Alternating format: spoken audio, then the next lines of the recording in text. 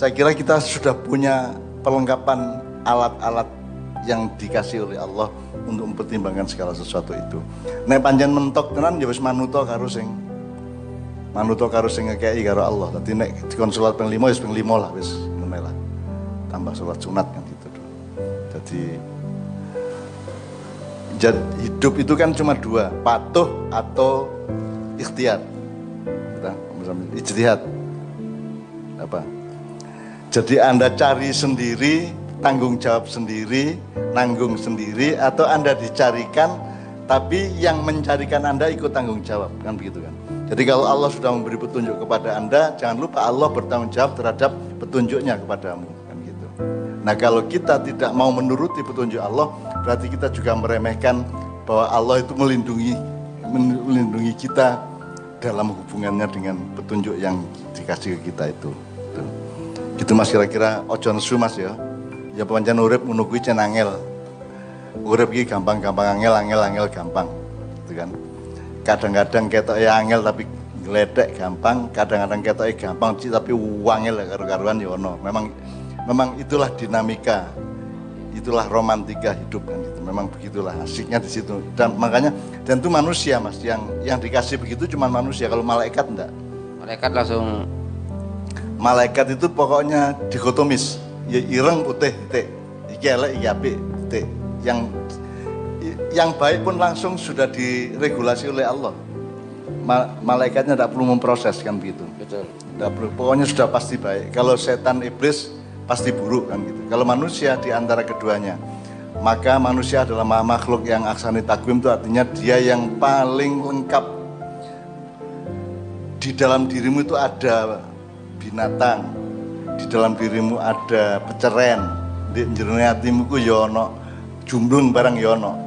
Ya, di jerone awakmu ku ono malaikate, ono setane, ono iblise, ono semua makhluk Allah yang lain ada pada diri manusia. Bahkan Allah sendiri ada di dalam diri manusia. Ya, ada bahasa antakrahu syai'an wa huwa khairun lakum wa asa antuhibbu syai'an wa huwa syarrul lakum. Gitu ya. Nah, itu saya kira problem rutinnya manusia di segala zaman. Allah mengatakan apa yang kamu pikir buruk itu jangan-jangan itu yang baik untukmu, dan apa yang kamu pikir baik ternyata itu buruk bagimu. Itulah sebabnya kita istikharah Mas. Itulah sebabnya kita harus terikat, mengikatkan diri terus kepada tasim billah itu ya. Maka kita gandolan Gusti Allah terus itu karena kita itu ilmune terbatas. Ketoke apik tapi ternyata elek, ketoke elek ternyata apik. Asa antukrihu syai'an wa khairul lakum wa asa antuhibbu syai'an wa huwa syarrul lakum. Nah, karena manusia hidup di dalam dinamika atau ketidakmenentuan di wilayah abu-abu nek cara modern ya, di daerah abu-abu, maka kita membutuhkan kejelasan mengenai hitam, kejelasan mengenai putih. Itulah sebabnya kita bergerak dari abu-abu ke hitam atau putih itu minta dituntun oleh Allah, karena Allah yang maha tahu mana yang baik, mana yang buruk untuk kita. Nah kalau sudah dituntun ya gelemo, menurut saya gitu ya. Iya. Ya ikut aja. Iya, dan banyak masalah manusia itu dari di situ sebetulnya. Mas, ketika saya tamat SMA itu Cak Fuad itu tamat IAIN, Cak Mif itu berhenti kuliah di Fakultas Farmasi UGM, kakak saya yang nomor 2. Ayah saya meninggal dalam keadaan punya hutang sangat banyak sekali, ibu saya setengah mati, rumah kita dijual, kayu dijual, meja kursi dijual, dipan dijual, sampai tidak punya apa-apa sama sekali. Kami 15 bersaudara, adik saya Cak Nas sama Cak Dil berhenti sekolah hari itu juga. Saya juga tidak meneruskan kuliah di Fakultas Ekonomi UGM karena kami sangat-sangat miskin. Kalau pakai pikiran manusia, 15 orang bersaudara ini harus hari itu juga cari kerjaan, terus dikumpulkan uangnya untuk nyaur hutang, karena hutangnya itu ada yang ketika itu jutaan, ada yang ratusan ribu, ada yang puluhan ribu, jadi tidak terjangkau oleh kami. Nah, apakah lantas kami 15 orang ini terus nyambut gawe di perusahaan Bobi? Ternyata enggak juga. Pokoknya saya, kakak saya, Cak Mif, adik saya melakukan apa yang kami mampu lakukan itu dok. Aku gak terus nyambut gawe di perusahaan apa yoga, aku terus nulis gitu. Sampai akhirnya Allah membuktikan bahwa jalan untuk bisa membayar hutangnya ayah almarhum itu sangat banyak bagi Allah. Kalau Allah mau itu kalam bil basar. Hada mudah bagi Allah apa? Ya seperti hayyinun. Wa ma huwa alaihi bi'aziz. Inna dzalika 'ala Allah hayyin. Itu ya. Itu bagi Allah mudah. Itu kata-kata Allah kepada Siti Maryam gitu ya, ketika malaikat menyampaikan bahwa Siti Maryam itu akan punya anak meskipun nggak punya suami. Siti Maryam, mana bisa saya akan punya anak wong saya nggak punya suami. Nah maka malaikat berkata itu bagi Tuhan sangat mudah gitu. Kan itu ya. Jadi kita sebenarnya sudah punya wacana-wacana dari zaman para nabi dan seterusnya. Jadi awakmu nek duwe masalah iku golek ono kira-kira cocoke iku karo nabi sapa piyen. Misale ono sing wong sing dikurung oleh masalah sampai pengap sampai gak iso apa-apa wis gelebak-gelebek tok iku, maka katakanlah itu seperti Nabi Yunus di dalam ikan. Sudah tidak bisa apa-apa kecuali wiritan dan la ilaha illa anta subhanaka inni kuntu minadz dzalimin misalnya gitu ya. Atau Anda berada pada posisi seperti Nabi Musa berhadapan dengan Fir'aun, dikejar-kejar oleh pasukan Fir'aun, maka yang Anda lakukan adalah meniru apa yang Nabi Musa lakukan. Atau seperti yang tadi kita baca bersama itu, Nadi aliyan madharul ajaib najidhu aunan laka bin nawaib. Jadi itu kalimat wiritan bukan karangannya Rasulullah. Di dalam perang Khaybar itu terjadi kerepotan atau kegugupan yang luar biasa di kalangan kaum muslimin. Setahu saya, menurut sejarah, Sayyidina Abu Bakar menjadi panglima perang dan tidak sanggup, dalam tanda petik gagal. Terus ganti Umar bin Khattab, gagal juga. Akhirnya Ali bin Abi Thalib yang diangkat jadi panglima perang. Dalam keadaan di mana umat Islam sangat tidak punya kemungkinan untuk menang itu Khaybar maupun Badar ya. Kalau di Badar kan kita sudah tahu ilam yakun bika alayya ghadabun fala ubali itu ya. Kalau bukan, jadi kalimat yang lama itu agak kurang benar ya. Yang benar ilam yakun bika alayya ghadabun fala ubali. Jadi nek wis kepepet nemen wis pun monggo Gusti, pun monggo. Pun kula oleh sinten mohon purun, kula sampean kei nasib napa mohon kula purun, pun kula ikhlas, pun pasrah bongkoan, sing penting sampean pun muring-muring ten kula. Angger Gusti Allah gak muring-muring nang aku, wis apa tak terima wis tak terima-terima no gitu ya. Nah, kalau nadi alian itu adalah Allah ngasih ke Nabi Muhammad melalui malaikat Jibril kalimat nadi alian madharul ajaib itu ya. Najidu aunan laka bin nawaib fi kulli ghammin wa hammin layanjal bi wilayatika ya Ali ya Ali ya. Nah, Pak Muzamil, saya mohon konfirmasi. Kalimat ini kan yang harus Anda ketahui, ini bukan karangan manusia, bahkan bukan karangan Rasulullah. Ini adalah Allah kasih ke Nabi Muhammad untuk diwiridkan atau untuk dijadikan patrap atau kuda-kuda batinnya Rasulullah di dalam situasi yang terpepet di perang Khaybar itu. Tapi itu karangan Allah sendiri, jadi sama dengan ayat-ayat Quran yang lainnya. Itu Allah ngasih melalui malaikat Jibril kepada Nabi Muhammad. Nah itu kan sebenarnya kan Allah itu kan nyelucu. Janjane wis kali dimenang nolak beres ya. Gak iki dikai syarat sik kon kudu mengucapkan iki sik. Ya. Iya, supaya ada dramatika adegannya gitu ya, supaya ada adegannya. Supaya ada adegan dan ada ketegangan-ketegangannya. Jadi itu kalimatnya Allah dikasih ke Kanjeng Nabi melalui malaikat Jibril. Terus sekarang kita mengucapkannya. Nah, yang saya tanyakan kepada Pak Muzamil, itu kan nadi aliyan. Aliyan itu di kalangan tertentu, terutama kaum Syiah, Ali di situ dianggapnya adalah, menurut tafsir mereka adalah Ali bin Abi Thalib. Jadi perang Khaybar itu akhirnya bisa dimenangkan oleh umat Islam karena karomahnya Sayyidina Ali, kan gitu pemahamannya. Saya tidak terlalu berani memahami seperti itu. Saya memahaminya Ali itu Allah. Wa huwal aliyyul azim itu ya. Betul. Jadi Allah yang maha tinggi yang punya kemampuan untuk memenangkan pasukan muslim itu Allah, gak iso nek liyane. Wong Sayyidina Ali dipateni wong, anake dibeleh wong, gak piturute kan itu. Jadi tetap menurut saya Al-Ali itu Allah, ya Ali itu Allah kalau saya. Iya. Nah, menurut Pak Muzamil gimana itu? Iya, Jadi nadi alian panggillah Allah yang maha tinggi, gitu ya. Bukan panggillah Sayyidina Ali di situ, tapi panggillah Allah yang maha tinggi. Jadi sejumlah kalangan kan yakin itu maksudnya karomahnya Ali, kan gitu.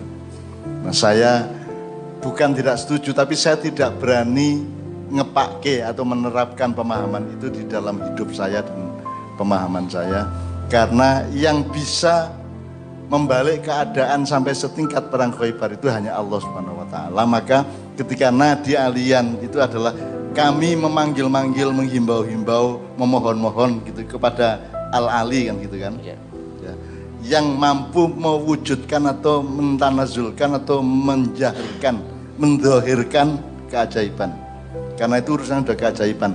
Maka itu saya sangat concern untuk memakai itu, karena sekarang ini Mas, kamu ngomong Indonesia, kamu ngomong dunia, kamu ngomong umat manusia, kamu ngomong umat Islam, kamu ngomong NU, Muhammadiyah, ngomong apa saja, jajal iso tak gak ngerubah wae. Aku takon jajal iso tak gak.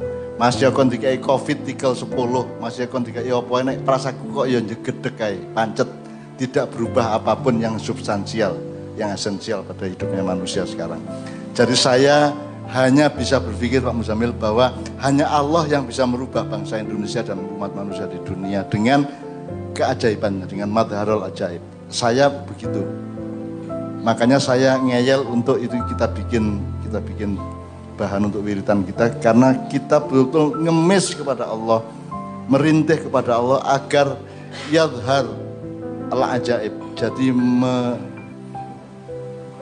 menampakkan keajaiban-keajaiban. Dan itu hanya Allah yang bisa. Nabi Muhammad pun tidak bisa. Semua makhluk yang lain tidak bisa. Hanya Allah yang bisa. Kecuali Allah nyuruh gitu ya. Kalau Allah nyuruh sih ya Mustafa ya iso, Helmi ya iso, Lutfi ya iso, Kabeh ya iso. Tapi yang sing sejatine iso lah Gusti Allah, dudu awakmu, dudu aku kan gitu. Jadi saya hanya berani mengatakan nadi alian madharul ajaib itu maksudnya adalah Ali Allah Subhanahu wa taala, Al-Ali, Al-Azim gitu ya. Pak Muzamil setuju ya?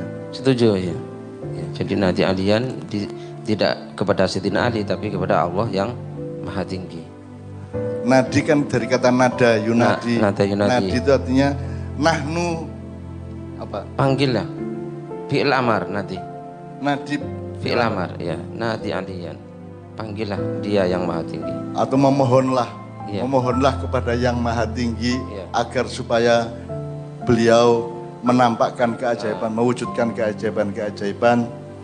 Najituhu aunan, sebagaimana kami setelah melihat sendiri bagaimana pertolongan Allah, gitu. Laka an-nawaib, gitu ya. Ya. Jadi apa namanya?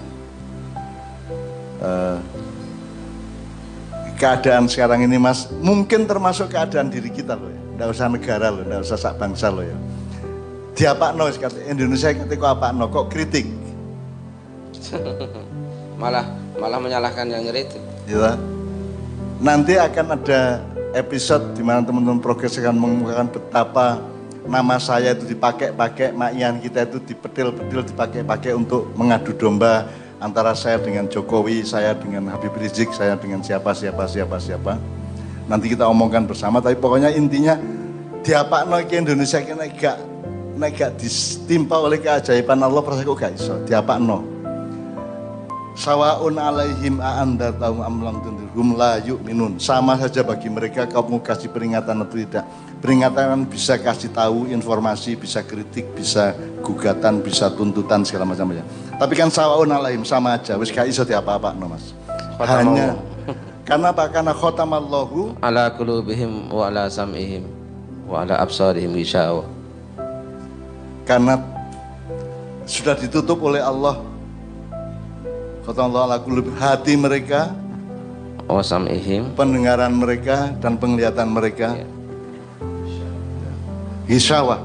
Ada tutupnya. Gishawa. Sudah ditutupi Mas, wis dibunteti karo Gusti Allah. Bayang nek sing bunteti aku lah ya gampang dibocon, tapi sing bunteti Gusti Allah katanya lapo kan ya. Wis dibunteti karo buntet wis. Bangsa Indonesia sak donya ki buntet. Sekarang Anda kan langganan IndiHome ya.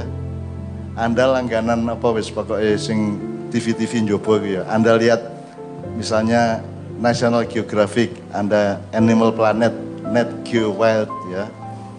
Kan itu mengagumkan ciptaan Allah yang namanya ikan, binatang, tanam-tanaman, tumbuh-tumbuhan kan sangat mengagumkan.